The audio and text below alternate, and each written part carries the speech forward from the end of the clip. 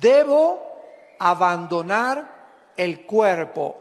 ¿Qué forma más preciosa de poder expresar cómo vamos a morir?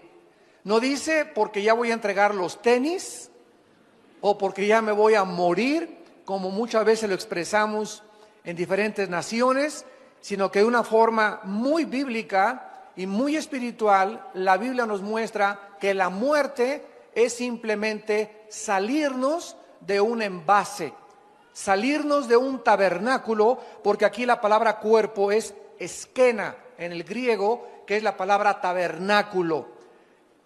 Pedro estaba consciente de dos cosas. En primer lugar, en su primera carta nos habla de los últimos días y que el fin se acerca. Y en su segunda carta se refiere al tiempo que ya le quedaba tan corto de vida. En otras palabras, Pedro nos está diciendo: Dios me ha mostrado que mi vida en este mundo es muy corta.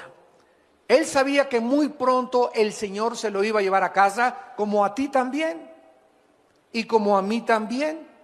Y nuestra vida pasó como el vapor, que aparece y desaparece de repente. Sin embargo, antes de que Pedro abandonara su cuerpo, él nos quiere dejar instrucciones acerca de cómo debemos nosotros prepararnos para los últimos tiempos. Antes de que esto sucediera, el Espíritu Santo le da a Pedro palabras para la iglesia, para el tiempo final. Así pues, en la segunda carta leemos las últimas palabras de un pastor que tal vez estaba agonizando o que ya muy pronto iba a abandonar su cuerpo e iba a dejar a sus ovejas a cargo de otros pastores. Pedro sabía claramente que el mundo no va a entender el mensaje de la palabra de Dios, porque las cartas de la Biblia son para los creyentes, no son para aquellas personas que no son cristianas. Es como si yo voy en la calle y me encuentro una carta que dice: Chencho, ya me fui, te fuiste y me dejaste y te mando para el mandado, etcétera, etcétera. Yo digo, en primer lugar, yo no soy Chencho. En segundo lugar, yo no le entiendo esa carta. Y en segundo lugar, alguien la dejó. Esta carta no es para mí. Así es la Biblia. Hay mucha gente que viene a la Biblia y no la entiende porque no es para ti. La Biblia y el mensaje de Dios es para aquellos que han aceptado a Jesucristo como su Señor y Salvador.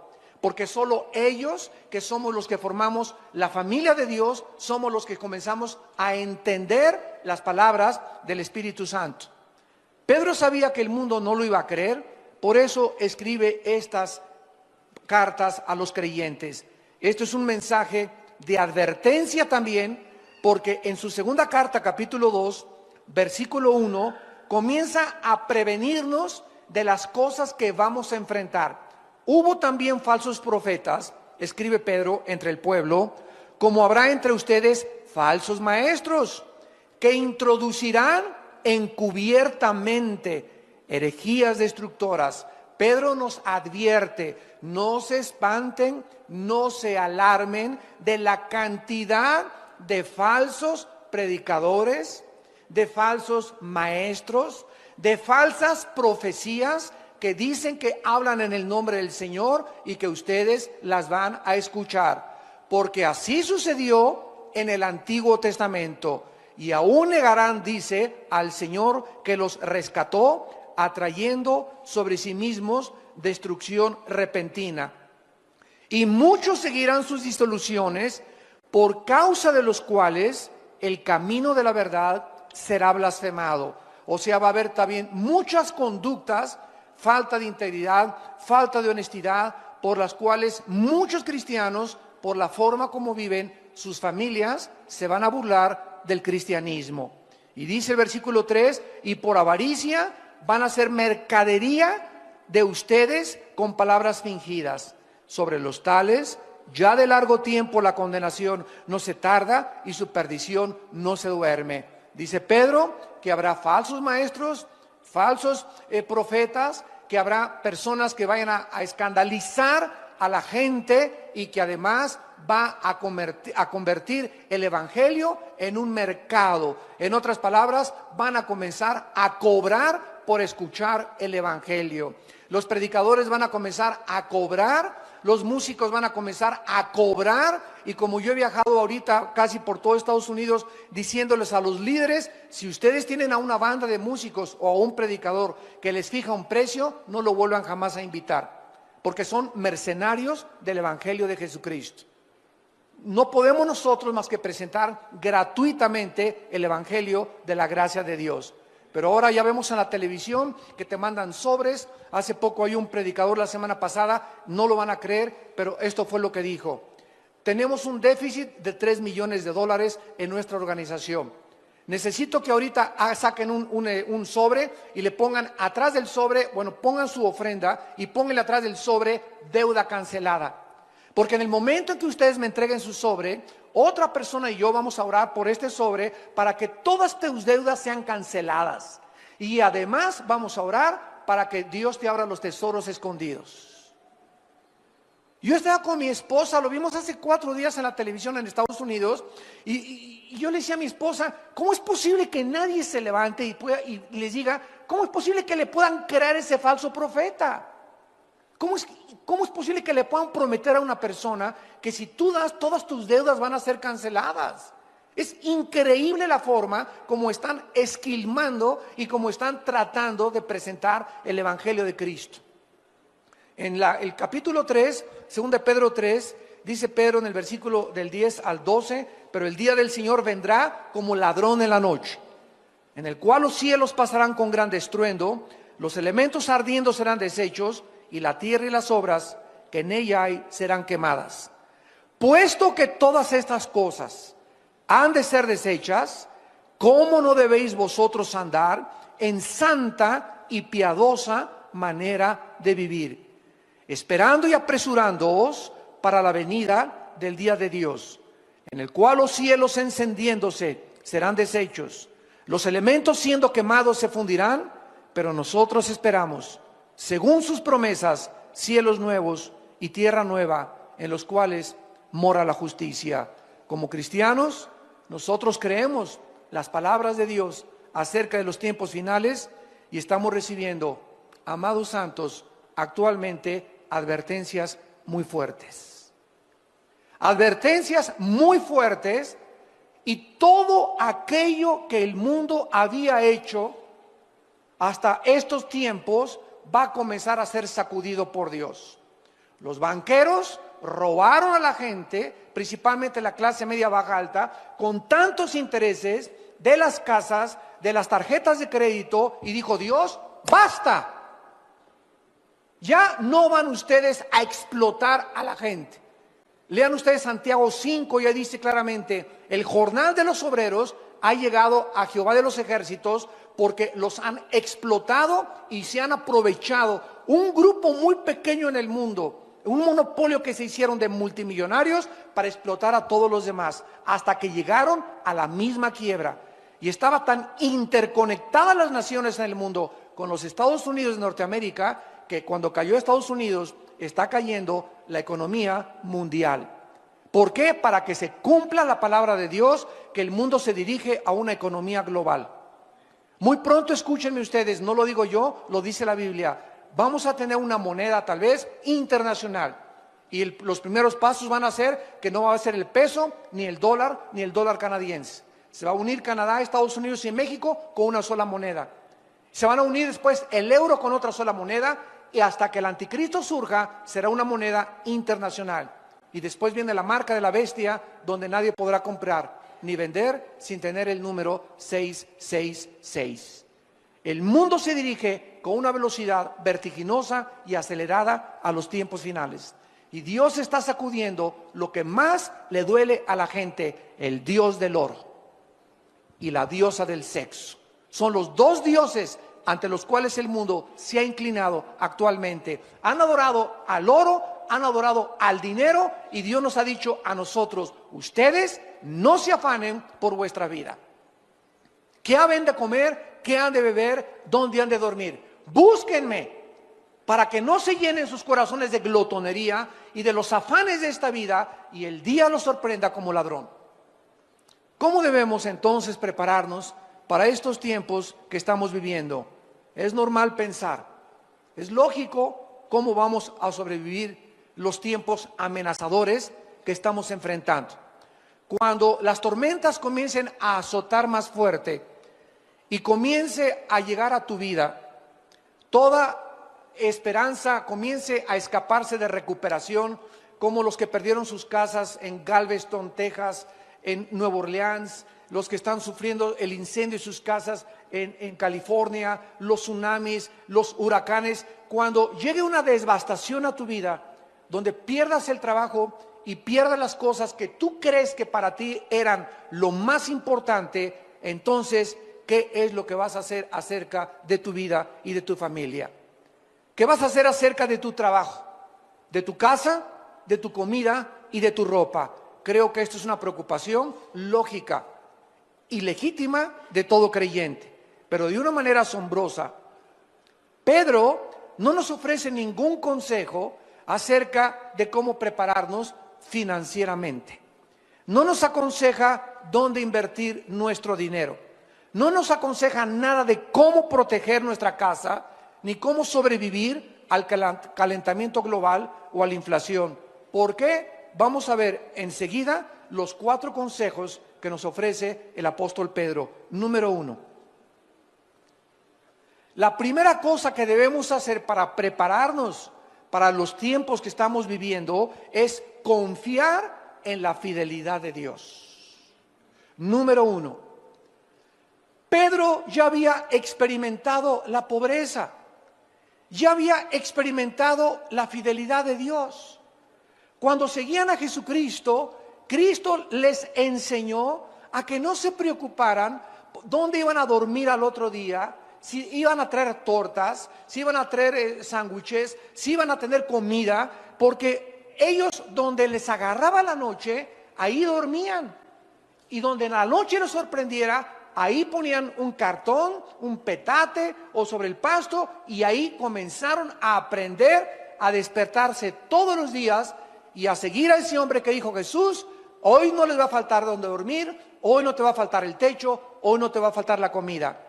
Vean ustedes, por ejemplo, en Mateo capítulo 8, versículo 20, que dice la Biblia, Mateo 8:20, Jesús les dijo a los discípulos: las zorras tienen guaridas y las aves de los cielos tienen nidos, mas el Hijo del Hombre no tiene dónde recostar la cabeza. En Mateo capítulo 14, versículo 15 al 21, Mateo 14, del 15 al 21, les dice Jesús: cuando anochecía se acercaron los discípulos y le dijeron a Jesús: el lugar es desierto, la hora ya pasada. Despide a la multitud para que se vayan por las aldeas y compren de comer.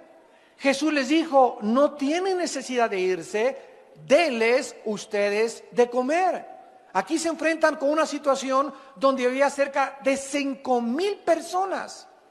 Y ya no tenían leche para los niños, ya no había comida en la noche, y los discípulos comenzaron a afanarse y a preocuparse. No tengo para mañana, no tengo para hoy en la noche para comer. Y Cristo les dice: denles ustedes. Y en ese momento se voltean los discípulos, ¿verdad? Y le han de haber dicho: Señor, no trajimos sándwiches. No hay ni un McDonald's abierto a estas horas. No hay nada absolutamente que podamos recurrir. Ellos dijeron: no hay más que 5 peces y 5 panes y 2 peces. Y Cristo dijo: lo poco que tú tienes, escucha este principio, lo poco que tengamos con la bendición de Dios se multiplica. Lo poco que tengamos, si tenemos la bendición de Dios, se nos va a multiplicar. Tráiganme lo poquito que tengan, dijo Jesucristo, y entonces mandó a la gente recostarse sobre la hierba, y tomando los 5 panes y los 2 peces, levantando los ojos al cielo, los bendijo y partió. Y dio los panes a los discípulos y los discípulos a la multitud.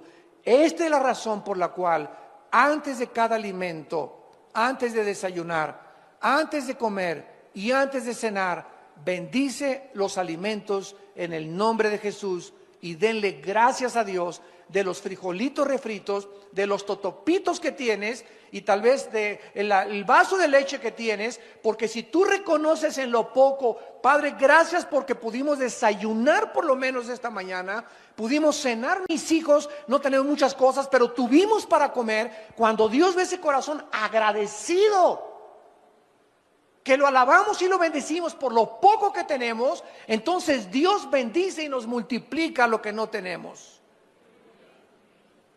Pero si nosotros ya comemos como si nos lo mereciéramos, en el nombre de Jesús te pido alimentos, guárdalos en el hueco de tu mano, dales a los que no lo tienen, amén. Cómprate una cotorra de África, o un perico, o una grabadora, y comienza a hacer que ese perico, esa grabadora, ore en lugar de ti, porque muchas oraciones de muchos de ustedes caen en la mecánica, comienzan a ser autómatas de Dios, robots de Dios. Ya la oración que dan no es del corazón, ya nomás sacas tu estampita y te echas la presinada también. Tenemos que sentir en el corazón, Padre, gracias por este pollo, gracias por este tibón, gracias por estos cornflakes, gracias por lo que nos das. No perdamos el sentimiento de la gratitud. Es horrible comenzar a vivir creyendo que lo que tenemos no lo merecemos. Gracias por este día, Padre. Gracias porque llegué al aeropuerto, Padre. Gracias porque me guardaste. Gracias por este día, Señor. Nos acostamos con el corazón lleno de gratitud. Y eso es lo que Dios está pidiéndonos. Que no nos olvidemos de que tenemos la vida, estamos respirando y tenemos que comer. En Mateo 17, versículo 24... llegaron a Capernaum y vinieron Pedro y los que cobraban las 2 dracmas, Mateo 17, 24. Y le dijeron, vuestro maestro no paga impuestos, o sea, no paga las 2 dracmas. Él dijo, sí. Y al entrar en la casa, Jesús le habló primero diciendo, ¿qué te parece, Simón? Los reyes de la tierra, ¿de quiénes cobran los tributos o los impuestos? ¿De sus hijos o de los extraños? Pedro le respondió, de los extraños. Jesús le dijo, luego los hijos están exentos. Sin embargo, para no ofenderles, ve al mar, echa el anzuelo y el primer pez que saques, tómalo, y al abrirle la boca hallarás un estatero, que es una moneda que correspondía a 4 dracmas. Un estatero. Tómalo y dáselo por mí y por ti. Cuando ellos necesitaban comer, Dios lo multiplicaba. Dormir, dormían en cualquier lugar. Y cuando necesitaban dinero, hasta para pagar los impuestos, de una forma sobrenatural, Cristo les proveía lo que no tenían. ¿Se imaginan ustedes el control de Jesús, que hizo los cielos, la tierra, los peces, los animales, los moscos, los insectos, las estrellas, los planetas? Y cuando viene a esta tierra nos muestra que Él era el que tenía el control del universo, al decirle a Pedro, hay un pez que te va a obedecer, y el que va a morder el anzuelo trae dentro un dracma que alguien tiró y se lo comió. Cristo sabía aún lo que los peces comían. ¿Y cuál era el pez de los miles que había en el mar de Galilea? Que tenía una moneda en su estómago, en su pancita, para que con esa pagara los impuestos. ¿Tú crees que a ti no te dará Dios lo que tú necesitas si tú se lo pides? Si un hijo le pide a su padre un pan, ¿le daremos una serpiente a nuestro hijo? ¿Cuánto más nosotros, cuando tenemos una necesidad, debemos nosotros de seguir confiando en Dios? Los apóstoles aprendieron a vivir sin dinero y con dinero. Los apóstoles comenzaron a experimentar que Dios es poderoso para nunca dejarnos ni abandonarnos. Sabían lo que significaba dormir bajo las estrellas, sin cama ni almohadas. Siguieron a Jesús sin tener un empleo fijo ni promesas de dinero alguno. Solo eran dueños de la ropa que traían y de las sandalias que traían puestas. Y tú tienes 3 pares de tenis, tienes 2 pares de jeans, tienes 3 camisas, ya vas de gane.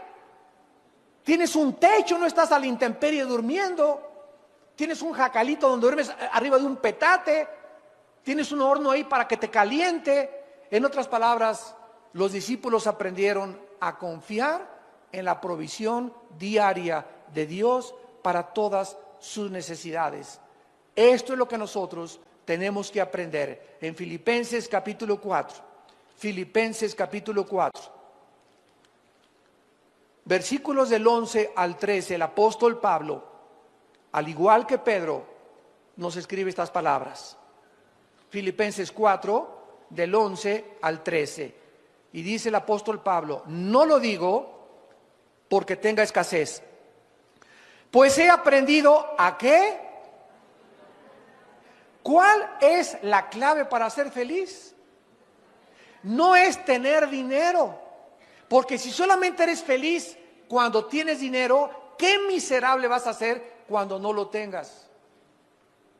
La clave de la Biblia es que aprendamos a contentarnos con o sin.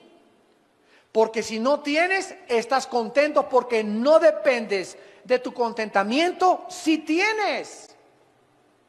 Porque no toda la vida vamos a tener.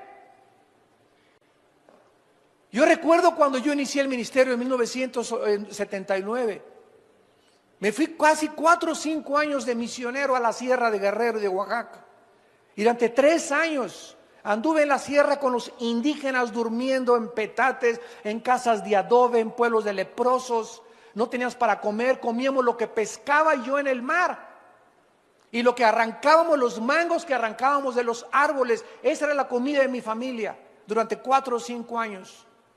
Y nunca dejamos de comer mangos, nunca dejamos de comer manzanas, y siempre pescaba algo en el mar para llegar y hacer un pez o 2 peces, y comimos pescado durante 4 o 5 años porque éramos tan pobres que no teníamos. Mi primer coche lo compré hasta 1987, una combi que un hermano me regaló en México.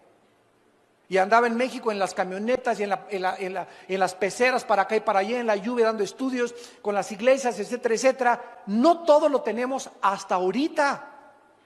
Pero han pasado 30 años del ministerio y me he dado cuenta que nos usó a nosotros a Dios para abrir el camino y para enseñarnos precisamente a que nada nos debe detener. Dios me enseñó y aprendí a contentarme cualquiera que sea mi situación. Si ahora soy pobre, ya no le voy a tener miedo a la pobreza, porque ya sé lo que es ser pobre.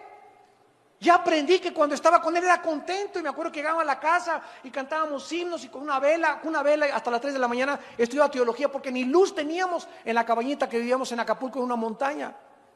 Entonces yo me río de ver hacia ahí la pobreza, me río porque ya he aprendido a contentarme y no me hace falta que no tener. Y es lo que muchos desgraciadamente no han podido aprender. Crían a sus hijos como niños pirrurations. Y les dan reloj ya a los 12 años y a los 15 años su coche, etcétera, etcétera. Y estamos criando una generación de chavos perruris que no saben lo que es sufrir y no saben lo que es ganarse el pan con el sudor de su frente. Y es cuando nosotros se casan a los 24 o 25 años de edad y ya quieren tener su Sony Trinitron, tienen que tener alfombras persas, persianas de Liverpool y de Palacio de Hierro, y quieren tener todo, y si no lo tienen se suicidan o roban o se divorcian, porque mi mamá me crió en camas de sábanas de seda y comíamos puro caviar y comíamos puro chivo importado.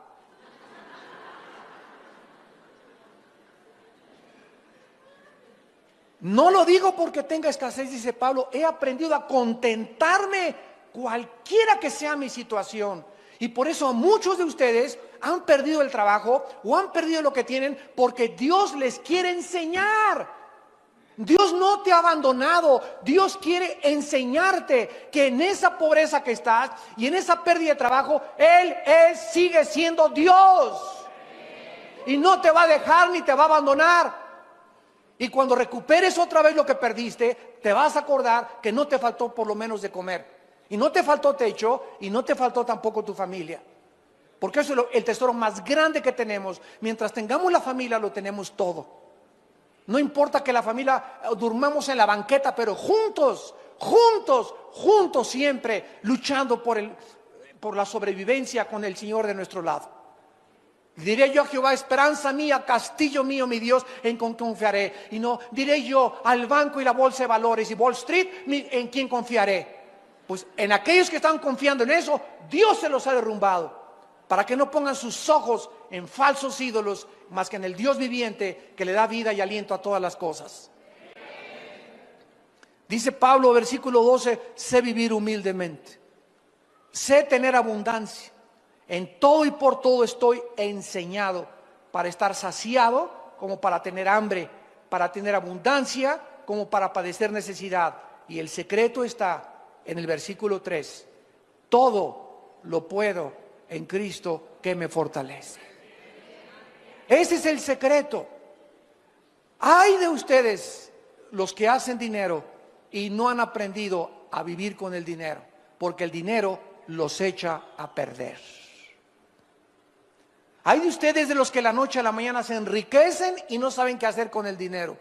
Y en lugar de entender el propósito por el cual Dios nos da el dinero, comienzan a hacer dinero y se olvidan de Dios y comienzan a tener más gastos y más lujos, y el club y la familia Pompidou y la familia Richelieu, etcétera, etcétera, y comienzas a alejarte de Dios y alejarte del discipulado. Ni diplomados tomas. ¿Por qué? Porque comienzas por los afanes de la vida, porque no habías aprendido a vivir con dinero.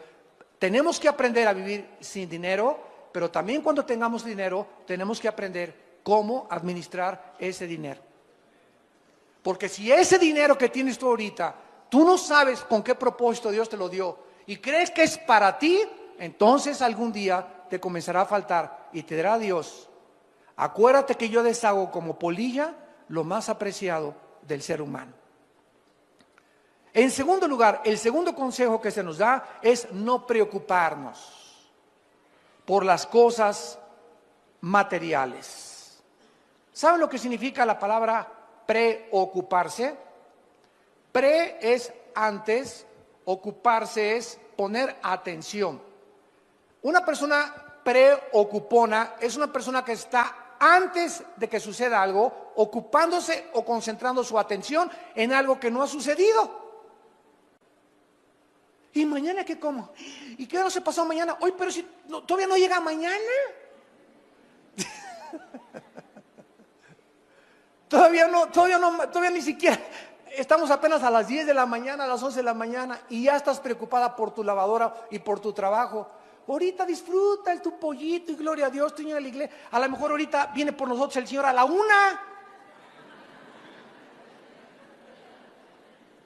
La pregunta más importante que Dios nos haría en estos tiempos es la siguiente: ¿qué hay en tu corazón en estos últimos tiempos? ¿Preocupación por el dinero? ¿Por tus inversiones? ¿Por la caída de la bolsa de valores? ¿Por tu salud? ¿Por tu futuro? ¿Por tu familia? ¿Qué está en este momento, en estos tiempos, llenando tu corazón? ¿Qué es lo que más te preocupa en estos tiempos? ¿En qué te estás convirtiendo, dice Dios en esta tarde? Y ustedes que nos ven por la televisión, ¿en qué te estás convirtiendo mientras más rápido nos acercamos a los tiempos finales? ¿En una persona avariciosa, ambiciosa, preocupada por el dinero? ¿Una persona llena de ansiedad y de estrés y de cosas que aún no suceden? ¿En qué te estás convirtiendo? Analiza tu corazón a la luz de los tiempos que estamos viviendo. El rey Salomón escribió en Proverbios capítulo 18, versículo 11. Proverbios 18, 11. Las riquezas del rico son su ciudad fortificada y como un muro alto en su imaginación. O sea, los ricos piensan así, dice Dios. Y esto lo escribió el hombre más sabio que ha existido en la historia después de Cristo, el rey Salomón. Los ricos así piensan: mientras yo tenga 1 millón o 2 millones de dólares, mientras yo tenga 1 o 2 propiedades, mientras sea dueño de una casa, mientras tenga mis inversiones, estoy tranquilo. Y dice Dios: es la obra de tu imaginación nada más. Porque de la noche a la mañana, cualquier persona como lo estamos viendo en nuestros tiempos, se quedan en la bancarrota. Ahorita hay más de 600 suicidios en Estados Unidos, hasta la semana pasada que yo me vine, de ricos que se están quitando la vida por la caída de la bolsa de valores. Y de personas que habían invertido todo o la mitad de su capital en la bolsa de valores y no tienen absolutamente 1% de probabilidades de recuperación o de repunte. Por la deuda de los más de 3 trillones de dólares que tiene el gobierno federal americano. Se quitan la vida. ¿Por qué? Porque aprendieron a vivir confiados mientras tenían, y cuando no tenían, no tienen propósito ni razón para seguir viviendo. En Proverbios capítulo 23, el rey Salomón continúa dándonos consejos y dice el versículo 4 y 5. Proverbios 23, del 4 al 5. No te afanes por hacerte rico. Sé prudente y desiste. ¿Has de poner tus ojos en las riquezas siendo ningunas? Porque se harán como alas de águila y volarán al cielo en septiembre del 2008. Ese es primera de Armando 2.1.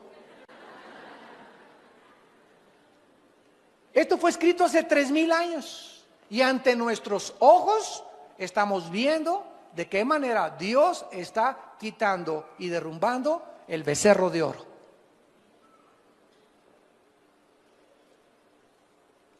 En 1 de Timoteo capítulo 6, en el Nuevo Testamento, el apóstol Pablo también tiene palabras para nosotros. Y dice en 1 de Timoteo capítulo 6, versículo 6 en adelante.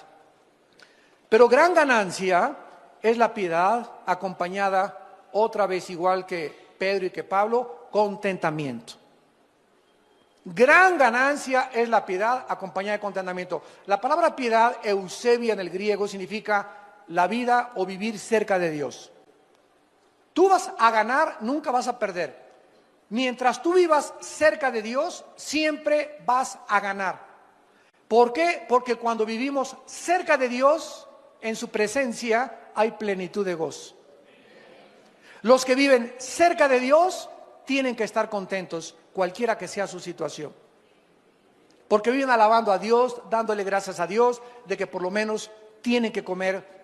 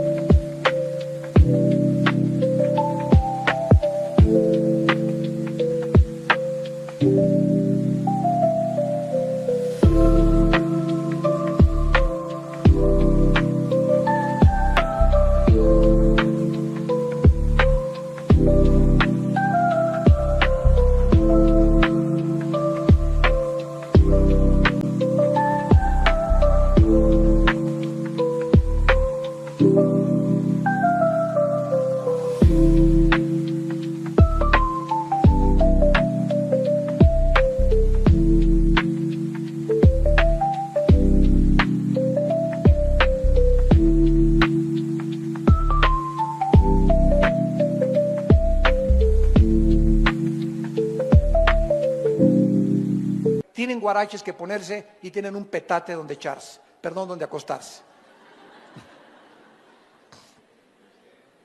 Porque nada hemos traído a este mundo y sin duda nada podremos sacar. Imagínate cualquier persona rica que nos escuche en este momento, que has guardado y échale y abonos y el dinero y hasta abajo el colchón, y de repente hoy te mueres un accidente, una embolia, un ataque al corazón y tú tenías dos propiedades, y cuando te entierran en el ataúd, ni el anillo que traes de casado te llevas. Todo se queda de la noche a la mañana y va a estar tu familia como alacranes peleándose la herencia. Ahí en el panteón van a comenzar los pleitos ya por ver quién tiene más herencia. Así es el corazón humano. ¿Y para qué lo que guardaste? Lo guardaste para que lo heredaran y se convirtiera en maldición en tus hijos y en mucha familia. Así que teniendo sustento y abrigo, estemos contentos por el amor de Dios. teniendo sustento y abrigo, estemos contentos, porque los que quieren enriquecerse caen en tentación y lazo, y en muchas codicias necias y dañosas que hunden a los hombres en destrucción y perdición, porque raíz de todos los males es el amor al dinero. No dice que el dinero sea una maldición, dice que es el amor al dinero lo que es una maldición, porque amando el dinero y codiciándolo se extraviaron de la fe y fueron traspasados de muchos dolores. La raíz de todos los males es la ambición y la avaricia de guardar más de lo que tenemos. No está diciendo que los ricos no van a entrar al cielo, ni Dios está en contra que tú tengas un Ferrari el lunes y un Mercedes y un Lamborghini el miércoles. Si tienes y ganas 3 millones de dólares, te puedes dar ese lujo mientras le des a Dios proporcionalmente. Si ganas 3 millones de dólares, dale 1,5 millones de dólares a la obra. Y dice Dios, yo no tengo ningún empacho en que te quedes con 1,5 millones al mes. ¿Por qué? Porque veo que el dinero no es un ídolo para ti. No te has olvidado de mí, dice el Señor. Ese es el secreto del dinero. Pero cuando comenzamos a tener dinero y comenzamos a guardar de más, habiendo tantas necesidades, orfanatorios, que institutos, que comprar un edificio, etcétera, etcétera, y tú guardas y échale, y échale, y échale, es cuando Dios se enoja contra nosotros, porque nos convertimos en avariciosos, en codiciosos, y en personas que vamos a ser algún día hundidas en perdición y maldición. Dice en Eclesiastés capítulo 5 en el Antiguo Testamento, después de Proverbios está Eclesiastés, y dice Salomón, el hombre más multimillonario que ha existido en toda la historia, Salomón. Nadie ha tenido más dinero que Salomón. Ni Howard Hughes, ¿verdad? Ni Bill Gates, ni Carlos Slim, ni ningún otro millonario actual se compara con las riquezas que tuvo Salomón. Y escuchen lo que dijo Salomón, Eclesiastés 5, versículo 10 en adelante. El que ama el dinero no se saciará de dinero, y el que ama el mucho tener no sacará fruto. Esto es vanidad. Cuando aumentan los bienes, también aumentan los que los consumen.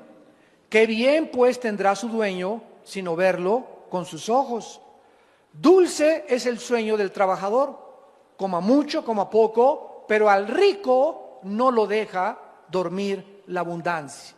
Qué ironía del destino, ¿verdad? El campesino va y siembra su maicito y su caballito y su burrito y en la noche... Pero el rico, mis inversiones, el cuento, la computadora, la laptop y esto y el otro. Y vemos, ¿verdad?, que aquel que no tiene nada, ¿de qué se preocupa que hoy la bolsa de valores? ¿Y qué? Pero ¿quiénes son ahorita los que se están matando? ¿Quiénes son ahorita los que están suicidando? ¿Quiénes son ahorita los que están comprando Prozac, pastillas tranquilizantes, y le están entrando más a la coca y más al alcohol? ¿Quiénes? Aquellos que tenían puestos sus ojos y que amaban el dinero. Para ellos es esta maldición. Y dice el versículo 13, hay un mal doloroso que he visto debajo del sol, las riquezas guardadas por sus dueños para su mal, las cuales se pierden en malas ocupaciones, y a los hijos que engendraron, escucha, nada les queda en su mano. Jesús nos dejó consejos, amados santos de Dios, de cómo sobrevivir.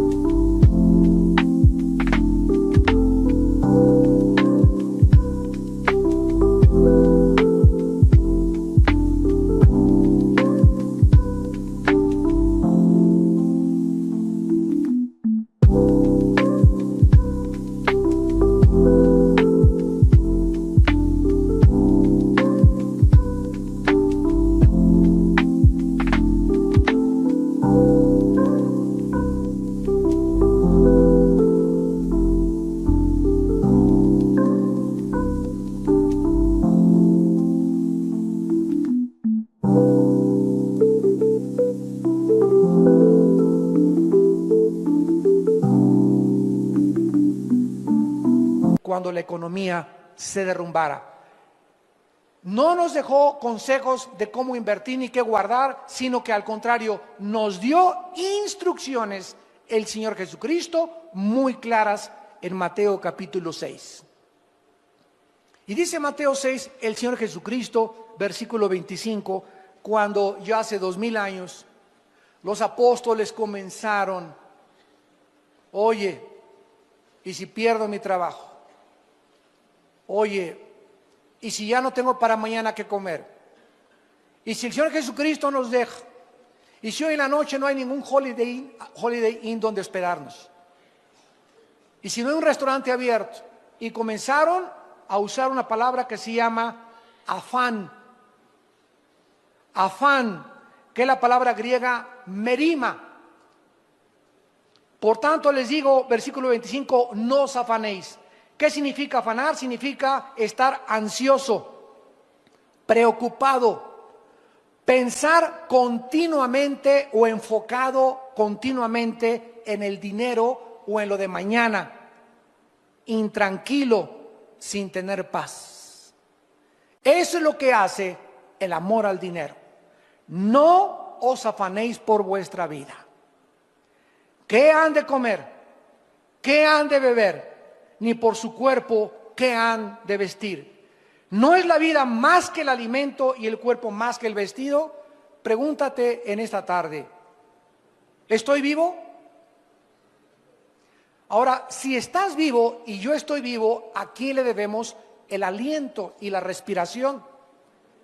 A Dios. O sea, Dios está consciente que estás vivo. Y si Dios está consciente que estás vivo, entonces, ¿no crees que también está consciente del zarape que traes? ¿De los guaraches que traes? ¿De la casa donde vives? ¿De si tienes o no tienes para comer? Entonces, si Dios nos sigue dando la vida y amanecimos hoy, ¿por qué nos preocupamos en las cosas secundarias cuando lo más importante es vivir? Este es el mensaje de Cristo a nuestra conciencia. Miren las aves de los cielos, versículo 20, que no siembran, ni ciegan, ni recogen en graneros. Salte mañana en la mañana, dice Cristo, y asómate a ver los pajaritos. Ninguno de ellos tiene cuenta en Bancomer. Nunca encontrarás a los pajaritos haciendo un hoyo. Vamos por las lombricitas y vamos a guardar lombricitas aquí, a amontonar 5 o 6 lombricitas en la noche, y me voy a mi nido con mi pajarita, con mi esposita y con mis pajaritos, y ahí tenemos lombricitas por si mañana amanece y no tenemos lombricitas para mañana. Dios puso un programa en los pajaritos para que fueran una lección a nosotros y para que los observáramos. Si Dios les puso ese programa donde ellos no deben de amontonar ni guardar para mañana, ¿por qué entonces lo hacemos nosotros? ¿Por qué desconfiamos del poder y la misericordia de Dios? Y vuestro Padre Celestial alimenta a las aves, ¿no valen ustedes más que ellas? Un pajarito, ¿cuánto cuesta? 3 pesos. Hasta peso te los venden en el mercado a veces. ¿Y cuánto vales tú? Que Jesucristo, su Hijo, dio su vida en una cruz por nuestros pecados. ¿Y te estás preocupando por mañana? ¿Qué enojado está Dios contigo? Qué triste y qué desgarrado tiene su corazón Dios. Porque sin fe es imposible agradar a Dios. Si no la fe es confiar. Si no confiamos en Dios y no está Dios viendo que estamos confiando en Él, no lo estamos agradando. Puedes aplaudir, tocar el pandero, gritar, hacer 1000 cosas, levantar iglesias, predicar el evangelio, pero la única forma y la más importante forma en la que Dios está contando con nosotros, contento, es que vivamos confiando en su provisión diaria. ¿Y quién de ustedes, dice el versículo 27, podrá añadir a su estatura un codo? Tú naciste chaparrito con 1,55 de estatura, aunque te pongas tan corto no vas a crecer. Eso forma genéticamente ya parte del cuerpo humano. Por más que le hagas así, y le hagas así, y le hagas así, no vas a crecer. Y así, si tú dices, voy a tener 2 empleos ahora para tener más dinero, y mi esposa la voy a meter a trabajar para que entre los dos gastemos el sustento cuando tienen niños chiquitos. Dios quiere que tu esposa se quede en su casa y los niños nada de guardería, que los cuide tu esposa, y si tú confías en Él, aunque tú te afanes, no vas a progresar más, porque aunque tú te afanes y ella se afane y les entre más.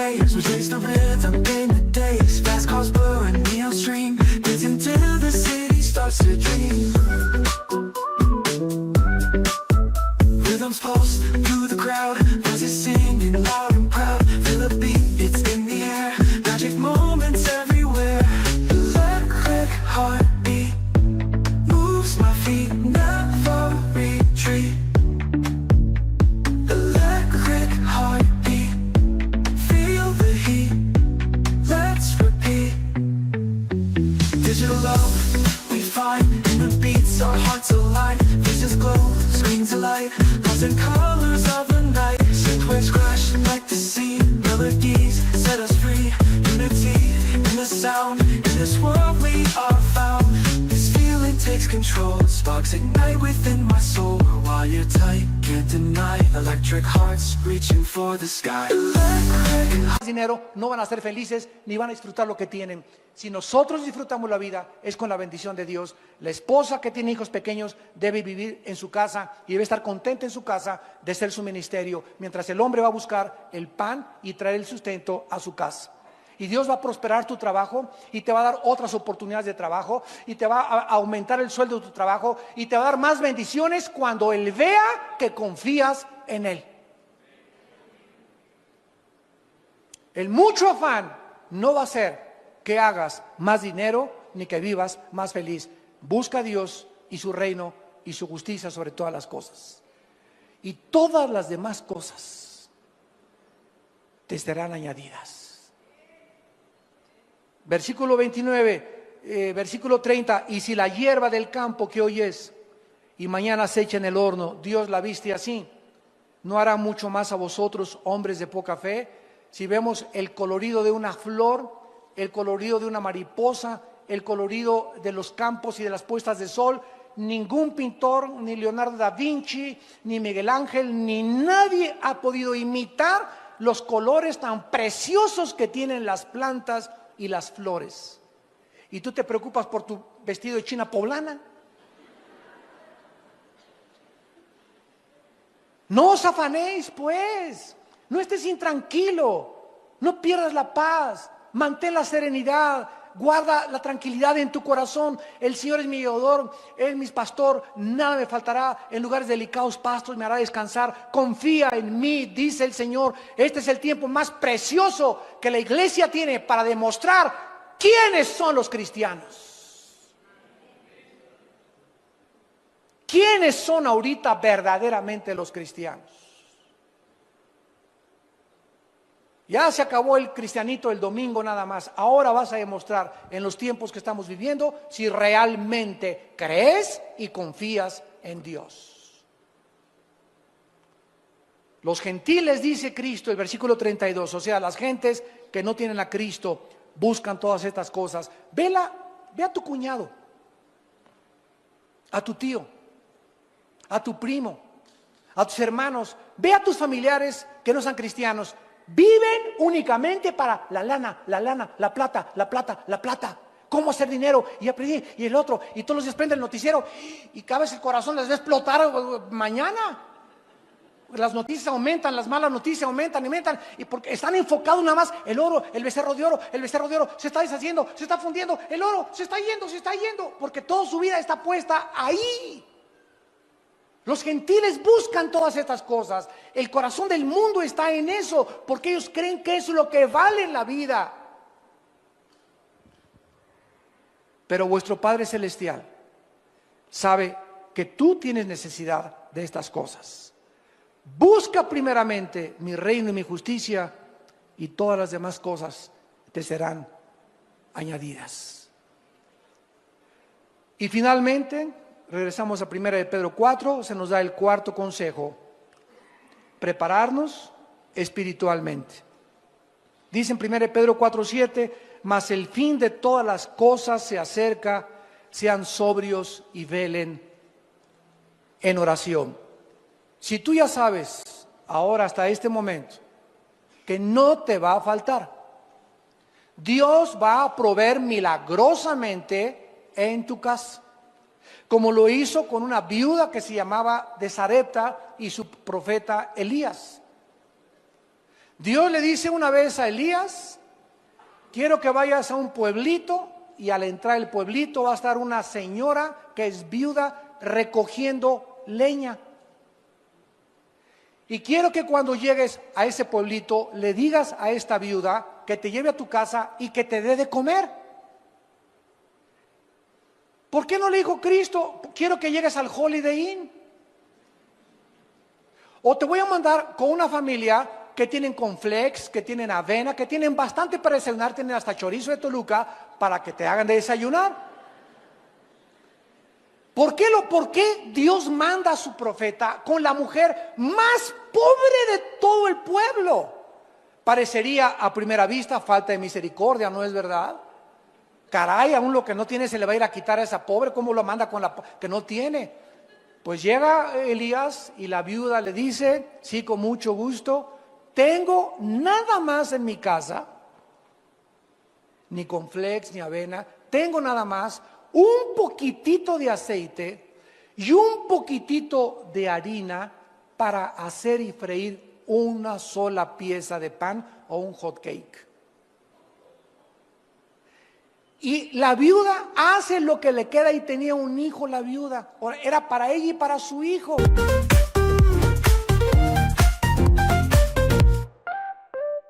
Woke up in the sunshine light, colors so bright, feeling right. Hop in my shoes, run into the day, sparkles in the air, come play.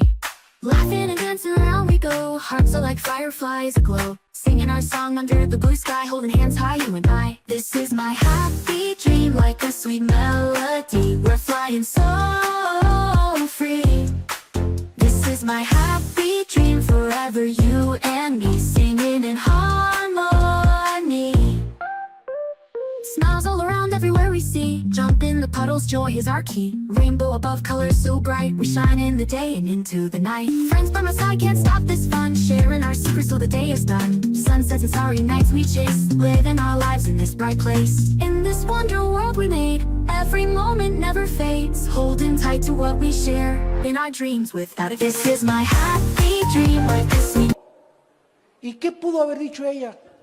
Oye, no tenemos ni para nosotros. ¿Quieres que te dé? Ah, pero ahí se encontraba el secreto del poder de Dios para nosotros en nuestra vida también. Entonces la viuda no repeló, porque era una viuda que conocía a Jehová. ¿Y saben lo que hace la viuda? Cocina ese hot cake o ese pan y lo parte a la mitad y le da la mitad al profeta de Dios, y la otra mitad se la reparte entre ella y su hijo. Y cuando Dios ve y Elías ve que ella hace eso de compartir aún lo que no tenía, entonces el profeta, guiado por el Espíritu de Dios, le dice a la viuda: nunca de aquí en adelante te faltará el aceite y la harina en tu casa. Cuando Dios ve que en lo que no tenemos somos fieles, nos dará lo mucho. Porque hay mucha gente ahorita, pobres avariciosos, así como hay ricos avaros, hay pobres avariciosos. Ay, hermano, ¿cómo quiere usted que diezme si no me alcanza? Precisamente porque los 5 pesos que gana por lavar cada pieza de ropa, señora, como una lavandera hace muchos años que enfrenté en la iglesia, que llegó a la iglesia y me dijeron unos hermanos: hoy anda una señora pidiendo dinero en la iglesia. Y me acerqué y le pregunté a la señora: oiga, señora, ¿por qué está pidiendo dinero aquí en la iglesia? Me dice que soy lavandera. Y le digo: ¿cuánto cobra por cada pieza de ropa? Esto fue como en el 84, 85. Y me dice: pues cobro 5 pesos. Y le dije: ¿y de esos 5 pesos le da usted 50 centavos de diezmo al Señor? Y me contestó: ay, hermano pastor, ¿cómo quiere que comparte 50 centavos si apenas con los 5 pesos me alcanza? Y le dije: ¿sabe una cosa? Como Dios Teofilito ni le seguirá alcanzando, le dije. Oiga, pero ¿cómo quiere que diezme? Es que hasta los pobres siguen siendo pobres mientras más avaros sean. Pero si usted, aunque lo poquito que tiene como la viuda y le da al Señor y es fiel, aunque me vaya en camión, Señor, pero aquí está lo que te corresponde a ti, nunca te faltará, porque Dios le da la cosecha al que siembra. Lo que sembramos, recogemos.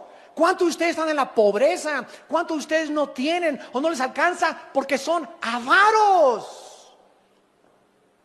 Y jamás le dan ni el diezmo al Señor, le dan limosna. Y ahorita es el tiempo de aprovechar de sembrar en el reino de Dios. Por eso vives como vives, porque ¿cómo puedes esperar una cosecha cuando no has sembrado absolutamente ni un centavo en el reino de Dios? Pedro está repitiendo lo que Cristo dijo con otras palabras en Juan 14. Si creen en Dios, crean en mí, no se turbe su corazón. No estén intranquilos, no estén preocupados, no estén ansiosos. Voy a preparar un lugar para ustedes, para que donde yo voy, ustedes también estén. Si ustedes tienen mis mandamientos y los guardan, ese es el que me ama. Y el que me ama, yo lo amaré. Y mi Padre lo amará también. Y vendremos mi Padre y yo, y haremos morada en tu vida. No te dejaré ni te desampararé, estaré todos los días hasta el fin del mundo contigo. No veas al mundo, no veas el becerro de oro fundiéndose ni deshaciéndose, no veas las noticias, veme a mí. El creador y sustentador, el que extiende los cielos como una cortina y extiende la tierra y sus productos y da aliento a los que en ella moran y espíritu a los que por ella caminan. Él es el Dios al que estamos sirviendo. Y ahorita nos está probando, no estamos todavía en la tribulación. Imagínense cuando entre la tribulación, si ahorita los que dicen que son cristianos no están soportando esta prueba, ¿cuánto más de las cosas que sobrevendrán sobre este planeta? Es el tiempo, amados santos, de prepararnos espiritualmente en oración, velando, estando conscientes de los peligros que nos rodean y estar pasando más tiempo con Dios. Es triste que actualmente veamos a millones de cristianos que invirtieron en la bolsa de valores.